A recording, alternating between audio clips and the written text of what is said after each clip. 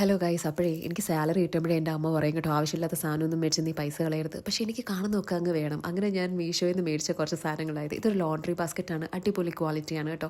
ഇതിൻ്റെയൊക്കെ വില ഞാൻ മേളിൽ കൊടുത്തിട്ടുണ്ട്. ഇതിപ്പോൾ എനിക്ക് ട്രാവൽ ചെയ്യുമ്പോഴത്തേക്കും നമുക്ക് ബ്രഷോ അങ്ങനെ ആക്സസറീസ് ഒക്കെ ഇടാൻ പറ്റും.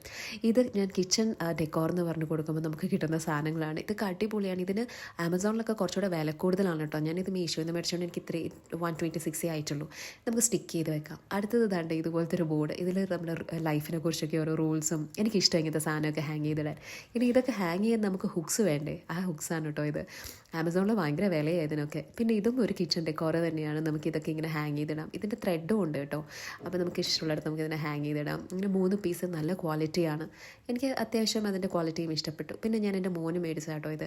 പക്ഷേ ഇതിൻ്റെ ക്വാളിറ്റി അത്ര പോരാ, എനിക്ക് അത്ര ഇഷ്ടപ്പെട്ടില്ല.